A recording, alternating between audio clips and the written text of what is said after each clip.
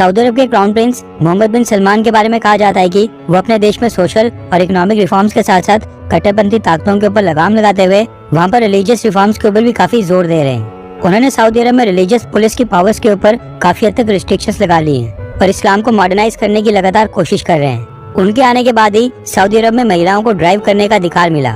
Schools और बाकी educational institutions में को एजुकेशन आई, जिसके बाद लड़के और लड़कियां वहां पर एक ही क्लासरूम में पढ़ सकते हैं। ऑल नाइट मूवी थिएटर और कंसर्ट्स की परमिशन आ गई, जहां पर सभी एक साथ मिलजुल कर वहां पर एंजॉय कर सकते हैं। माना जा रहा है कि क्राउन प्रिंस मोहम्मद बिन सलमान सऊदी अरब के अंदर वहाबिज्म कल्चर का प्रभाव कम करना चाहते हैं और रिसेंटली कुछ वहाबी रिलीजियस स्कॉलर्स ने जब इन सभी चीजों का विरोध किया था, मोहम्मद बिन सलमान ने उनमें से कुछ को डिटेन भी करवाया था, यानी उनको अरेस्ट करके उनके ऊपर कार्रवाई स्टार्ट की थी। अब हुआ क्या कि मोहम्मद बिन सलमान जो ये सऊदी अरब में रिलीजियस रिफॉर्म्स ला रहे हैं, इसको लेकर उनकी काफी आलोचना हो रही है। उनको टारगेट किया जा रहा है और हाल ही में स्मृति ईरानी जी भारत सरकार की तरफ से एक डेलीगेशन लेकर सऊदी अरब गई थी। उसी यात्रा के दौरान स्मृति ईरानी जी मदीना सिटी भी गई थी, जो कि इस्लाम में होलीस्ट मॉस्क मानी जाती है।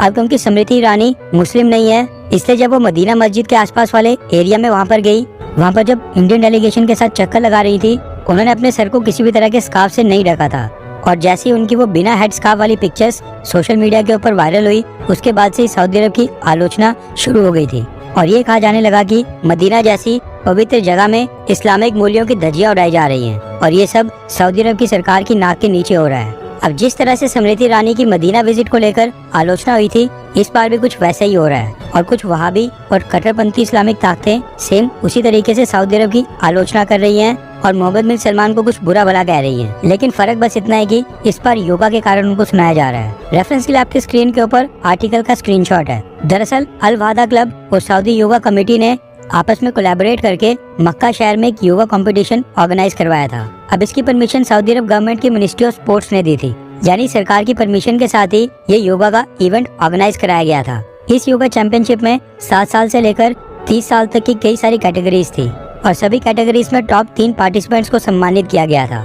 रिपोर्ट के मुताबिक इस इवेंट में 54 गर्ल्स और 10 बॉयज ने पार्टिसिपेट किया था। अब जो कट्टरपंथी इस्लामिक ताकतें हैं, वो योगा को हिंदू धर्म से जोड़कर देखती हैं। ऐसे में ये वहाबी और कट्टरपंथी इस्लामिक ताकतें इस बात का विरोध कर रही हैं कि मक्का सिटी के अंदर वहाँ पर योगा कंपटीशन करवाकर सऊदी अरब की सरकार इस्लाम का मजाक उड़ा रही है, क्योंकि मक्का सिटी इस्लाम में सबसे पवित्र मानी जाती है।